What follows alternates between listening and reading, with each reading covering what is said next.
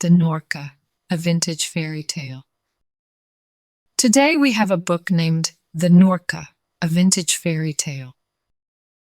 I think they're so pretty. I hope you guys really enjoy it. I love it. Please give this video a like if you enjoy it, and don't forget to subscribe for more stories. Thank you, reading. So, here we go. A young prince battles the Norka and wins the love of a princess. Once upon a time there lived a king and queen. They had 3 sons, 2 of them with their wits about them, but the third a simpleton.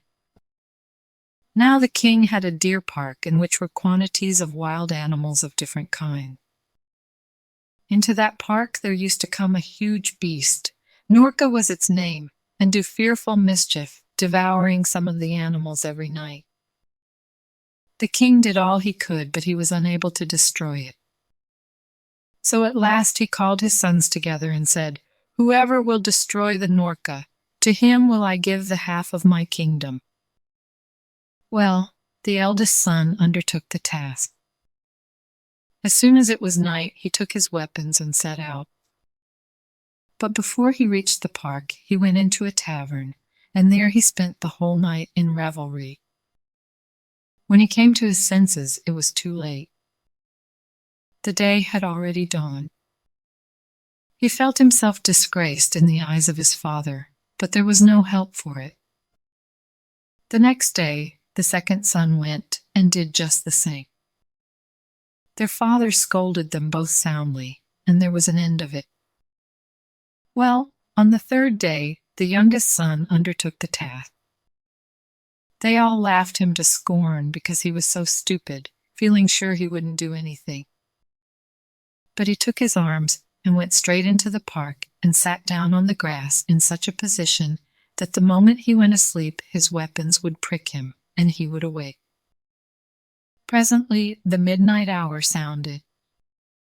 The earth began to shake, and the Norka came rushing up and burst right through the fence into the park, so huge was it. The prince pulled himself together, leapt to his feet, crossed himself, and went straight at the beast. It fled back, and the prince ran after it. But he soon saw that he couldn't catch it on foot, so he hastened to the stable, laid his hands on the best horse there, and set off in pursuit. Presently he came up with the beast, and they began a fight. They fought and fought. The prince gave the beast 3 wounds. At last they were both utterly exhausted, so they lay down to take a short rest. But the moment the prince closed his eyes, up jumped the beast and took to flight. The prince's horse awoke him. Up he jumped in a moment and set off again in pursuit, caught up the beast, and again began fighting with it.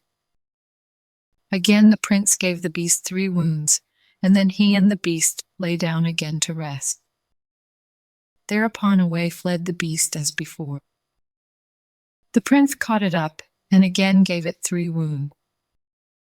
But all of a sudden, just as the prince began chasing it for the 4th time, the beast fled to a great white stone, tilted it up, and escaped into the other world, crying out to the prince, "Then only will you overcome me when you enter here." The prince went home, told his father all that had happened, and asked him to have a leather rope plaited, long enough to reach to the other world. His father ordered this to be done. When the rope was made, the prince called for his brothers, and he and they, having taken servants with them, and everything that was needed for a whole year, set out for the place where the beast had disappeared under the stone. When they got there, they built a palace on the spot and lived in it for some time. But when everything was ready, the youngest brother said to the others, "Now, brothers, who is going to lift this stone?" Neither of them could so much as stir it, but as soon as he touched it, away it flew to a distance, though it was ever so big, big as a hill. And when he had flung the stone aside, he spoke a second time to his brothers, saying, "Who is going into the other world to overcome the Norka?"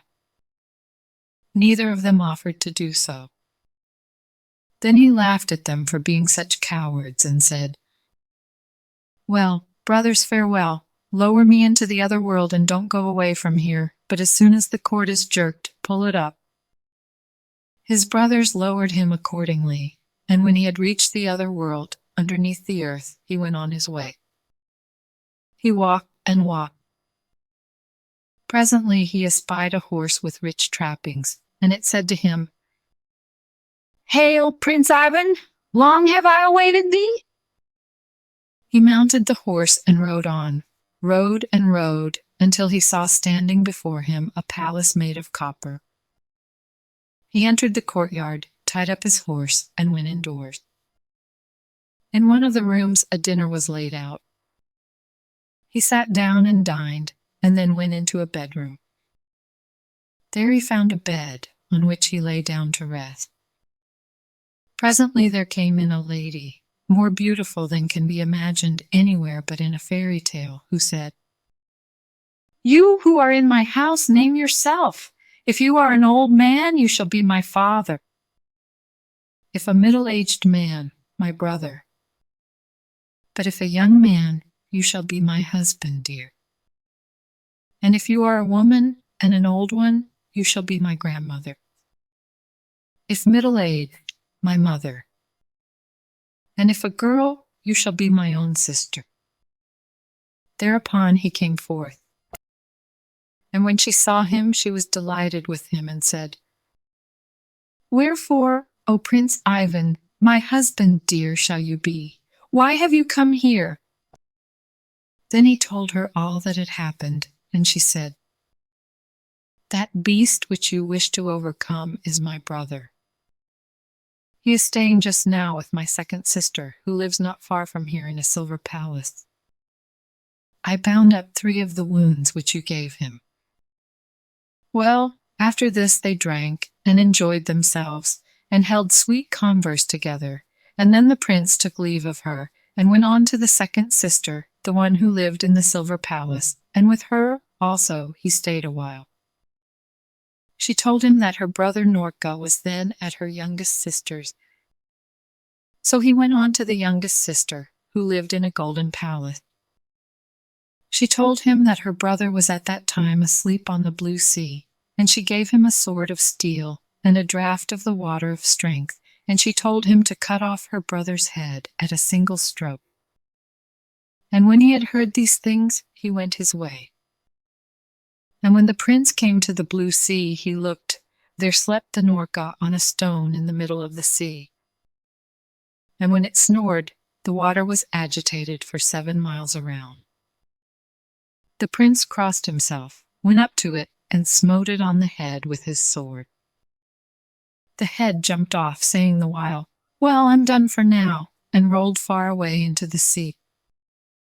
After killing the beast, the prince went back again, picking up all the 3 sisters by the way, with the intention of taking them out into the upper world, for they all loved him and would not be separated from him.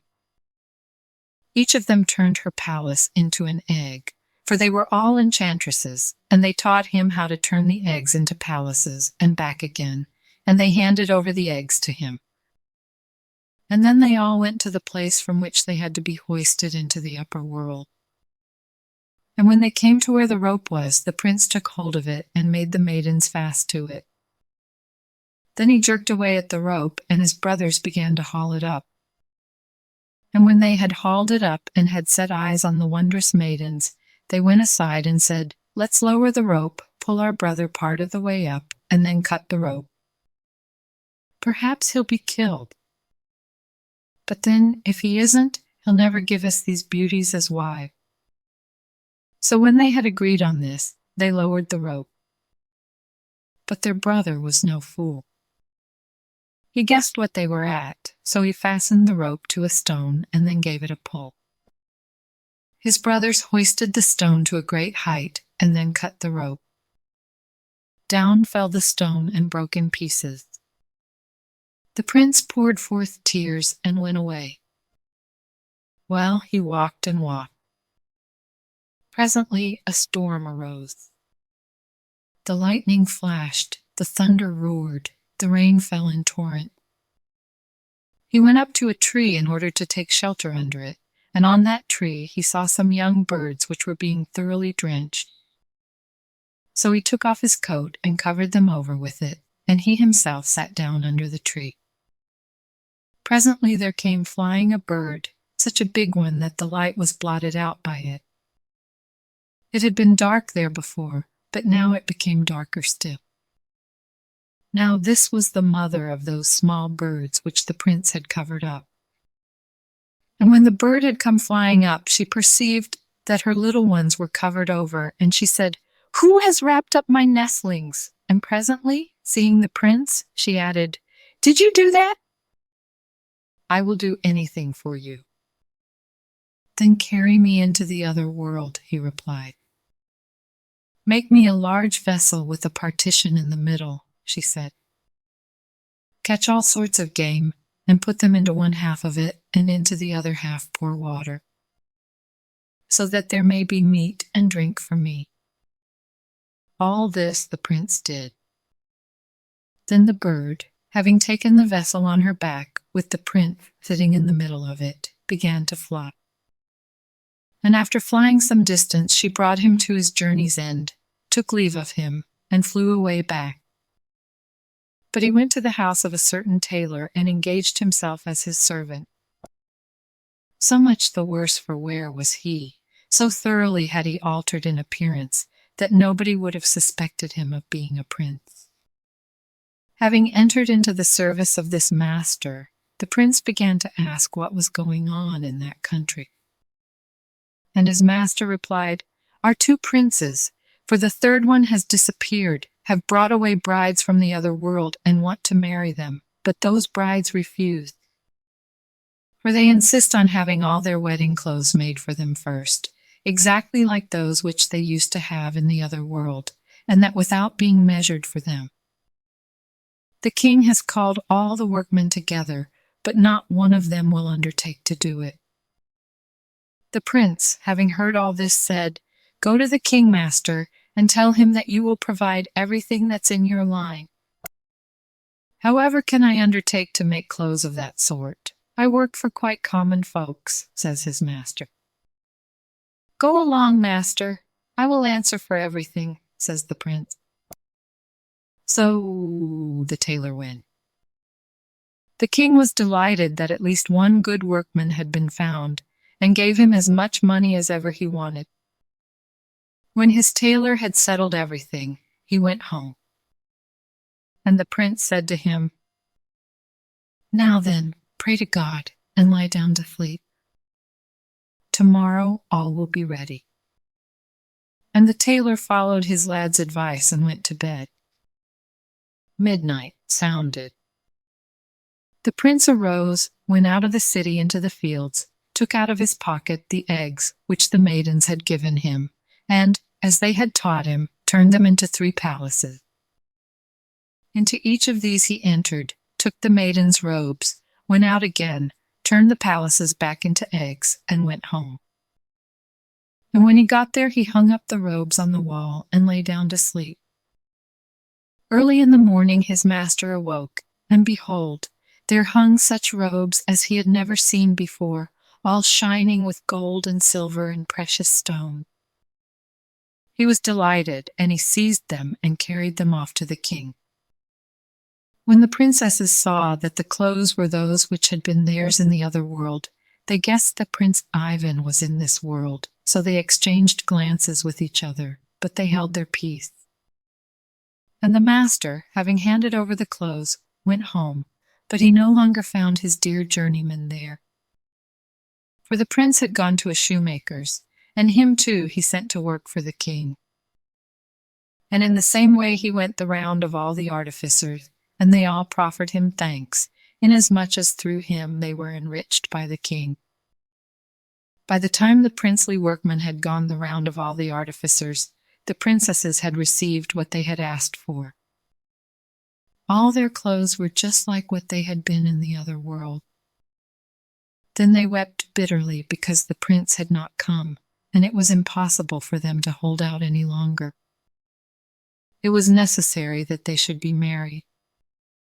But when they were ready for the wedding, the youngest bride said to the king, "Allow me, my father, to go and give alms to the beggars." He gave her leave, and she went and began bestowing alms upon them and examining them closely.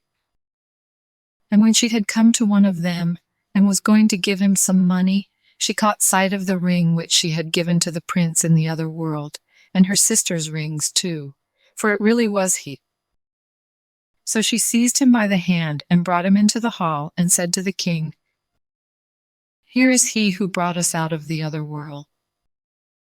His brothers forbade us to say that he was alive, threatening to slay us if we did. Then the king was angry with those sons and punished them as he thought best. And afterwards 3 weddings were celebrated. The end. Good job, friends. Thank you so much for reading with me. Bye, I'll see you next time.